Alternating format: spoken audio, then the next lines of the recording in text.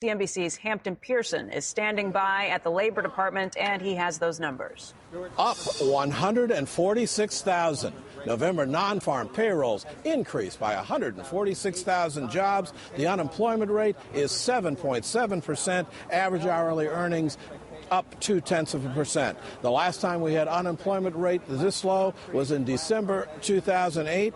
Private sector job growth last month plus 147,000. However, we had downward revisions for both September and October, 49,000 jobs fewer than what had previously been reported previously. On the question of Hurricane Sandy and its impact, the BLS says, quote, it did not substantively impact employment and unemployment in November.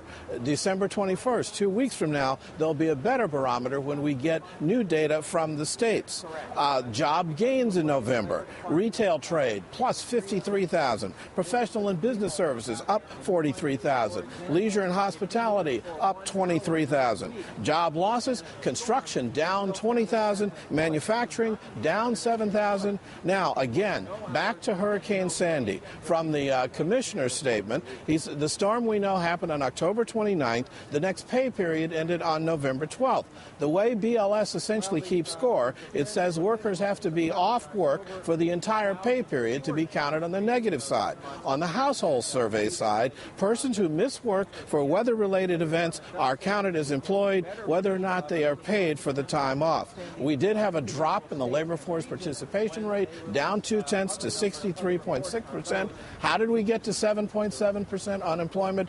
Basically, the number of unemployed persons dropped more than the number of employed, and there were downward trends in both those categories. Lots to chew on. Back to you guys. All right, Hampton, thank you. We are kind of scratching our heads. Let's get some more reaction from our panel.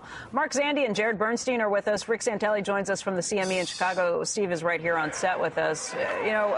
Mark, what do you make of these numbers? Is this a number we believe or not? Because we had set this up as numbers that were not going to be things that we watch very closely because of Sandy.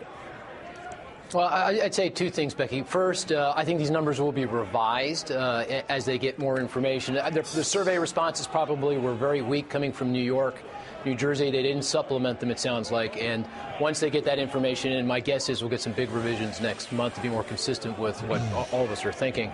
The second thing, though, I'd say is that, underlying Sandy and all these other technical measurement issues, it looks like the job market is holding firm, which is encouraging in the context of all this fiscal uncertainty. So that's a real plus, and that's shining through in this data.